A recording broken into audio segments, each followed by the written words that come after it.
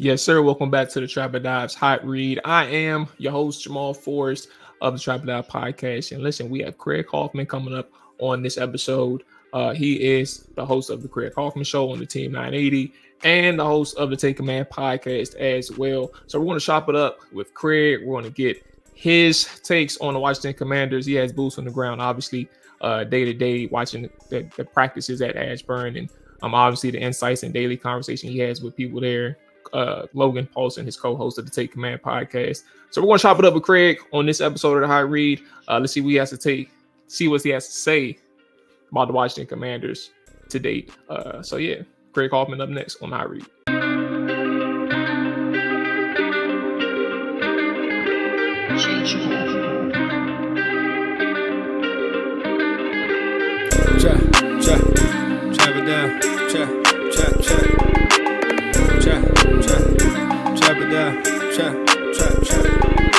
Chop it down. Chop it down. Chop it down. You gon' chop it down.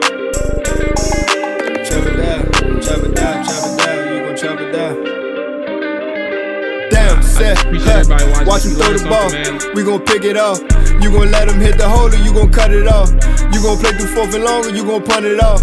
Your defenders heavy hitters, put your pads in. Don't be looking for the ref to throw no flags in. Keep the helmet on, keep the cleats tight. You the type to want to win by any means, right? You should look alive. This is Trap or Dive.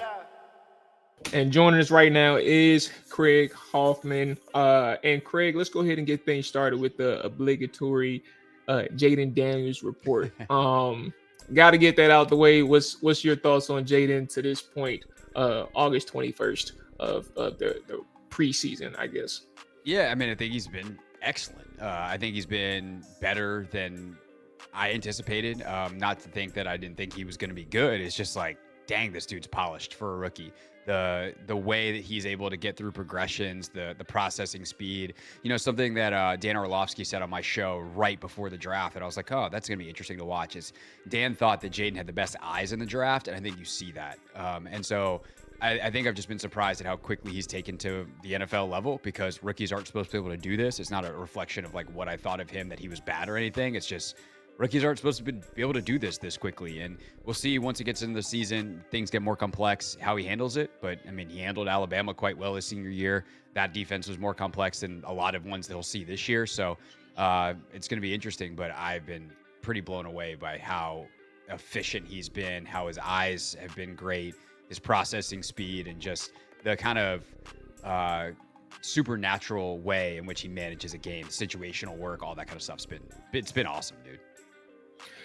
The players that have caught your eye over the preseason, for better or for worse, who are some of those people that have stood out to you, and what's some of those reasons why? Let me try to pick at least one for better and one for worse. I think for better would certainly be Daniels. I think Dyami, I'll go with him. I think the smoothness with which he's played as a receiver is very, very different than what we've seen in the past, where it always kind of felt like it was a little bit clunky and, oh, there's a really good route, but it's weird at the catch point. Like he just, it's not natural to him. And I know he spent a ton of time this offseason working on catching the football and spent a lot of time on the jugs, and you see some of the smoothness and polish in his routes and how physical he is at the catch point in that game against Miami. And you're like, oh, that's some work paying off. Nice job, Dyami. So I think I really like that. At the safety position, Quan, I think, has been really, really good. He's flying all over. He's a guy that's definitely stood out for good reasons. And the way they're using these guys, I just think in general, like a lot of stuff that I feel like I've appreciated has been more schematic, in personnel and how different and how well they're able to move guys around. I guess one other one that I'll point out real quick on the positive, Zach Ertz. He's Zach Ertz, so you're like, he's probably gonna be pretty good, but he is way healthier than he's been in previous years. And we talked to him on Take Command right before, I think it was the day before training camp, and he's like, guys, I feel so much better than I have in years past, because I was finally healthy going into an offseason, which means you can actually get the work in as opposed to spending half your offseason rehabbing. And that really made a difference for him, and he is so impressive in his ability to just find ways to get open. He has a guy that's, 10 years in the league, whatever it is, understanding of defenses and where the gaps are and when he's got to uncover. And that stuff's been really impressive. On the downside, Man, I think, like one of the vets they brought in, this guy's a little bit down the depth chart, but it's top of mind because we did our 53-man roster projection this morning, and this guy barely made it, but we're not really sure that he actually will. Michael Dieter, backup offensive lineman. Like when you bring in a veteran swing interior guy, like there's a certain level of play you expect. Not that it's going to be awesome because he's a swing guy, but you're like, hey, this isn't great. Is he going to actually make the team? So I think like there's some guys like that where you're going, man, I don't know. I think Derek Forrest has had a slippery camp. It's tough for Defoe because he's coming back off an injury, and how much of the lack of impact that he's had has been injury related. And then, the inconsistency of Jahan has been talked about, but I do think he's had a couple of, like, it truly has been inconsistency. He's had some really nice days and some days that you're like, man, you need to play with a lot more physicality, a lot more urgency. And I think I'll say for Jahan, like, I really wish that he would have taken to this offense better, because I think that his talent is immense, and it's, kind of a bummer that it's not been more consistently excellent versus like he sucks and doesn't deserve to make the team, which I think is where some fans have taken the criticism of him. Now, this one may catch you off guard a little bit, but an underrated storyline that nobody's discussing but should be thinking about. Ooh, yeah, that's tough. You got time. especially because like I talk about this stuff every day, and it feels like I've talked about everything that could possibly be talked about. Do you have one that like is hitting you hard that you think not enough people are talking about? Not in particular that I don't. I mean, we do the podcast weekly. Not you do a daily show, but we do weekly. I don't have like an underrated one.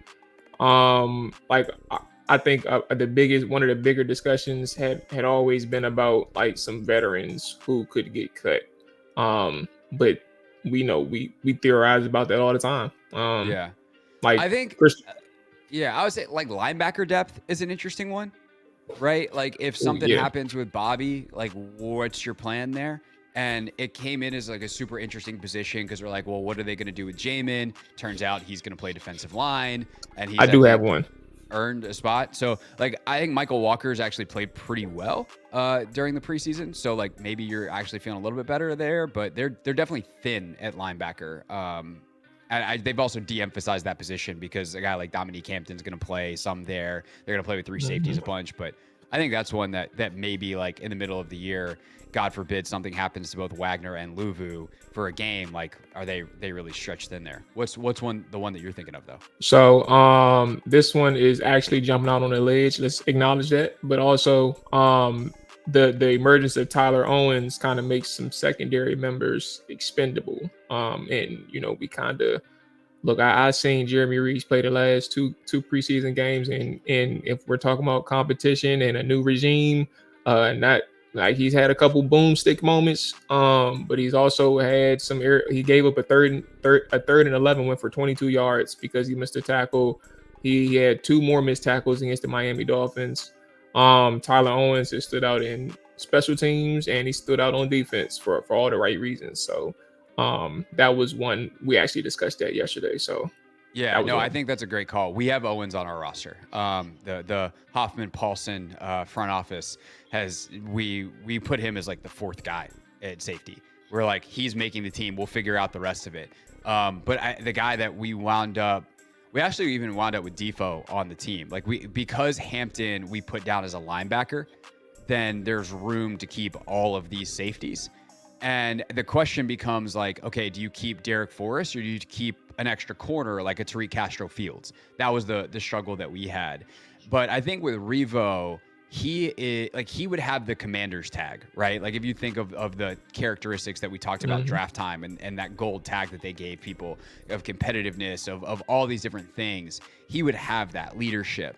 And his special teams prowess being an all-pro 2 years ago, not Pro Bowl, all-pro, like to me that probably keeps him around because they're keeping him around to be the team's guy, and he's the PP, the punt protector, personal protector on punt, and like that is a really valuable position. So could you put someone else there? Sure. I think you don't have to, but I think Owens is certainly going to be above him on the safety depth chart and a guy like Defoe becomes the guy that's on the chopping block.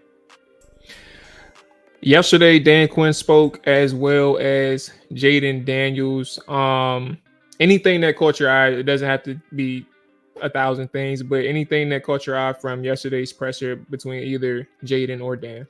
Yeah, I think there's a story that Dan told, or I guess like I don't know, fortune that he put out into the universe, that he's hoping 10 years from now, they're all still around, and he can walk into a meeting room and be like, hey, insert player here, you earned this, this is how we do it here. Jaden had to earn it. And at that point, Jaden's a 10-year vet and has all the accolades and whatever. And I think that commitment to competition and really an authenticity with it speaks well to what they're building as a program here. I know a lot of people think that there wasn't a quarterback competition. There was. It's just that Jaden won it. And so to hear Jaden talk about that, to hear Dan talk about that, because, Jaden is significantly better than Marcus. It wasn't much of a competition. Like, it wasn't a close competition, but Jaden was getting the 2 reps when they opened minicamp. Marcus was getting the 1s. Marcus had a chance. He didn't execute.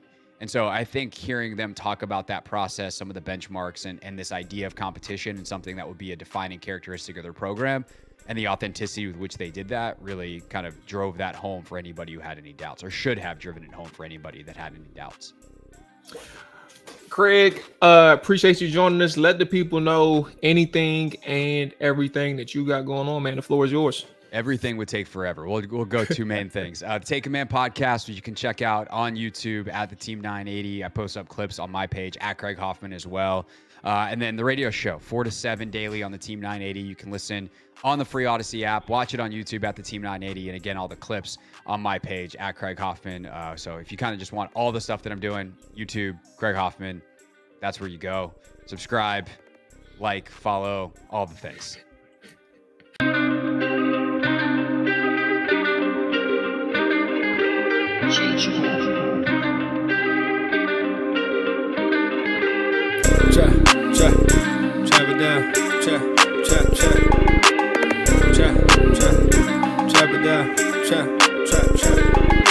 Chop it down, chop it down, you gon' chop it down.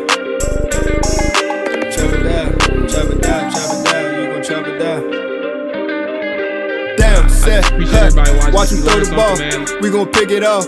You gon' let him hit the hole or you gon' cut it off. You gon' play through 4th and long or you gon' punt it off. Your defenders, heavy hitters, put your pads in. Don't be looking for the ref to throw no flags in.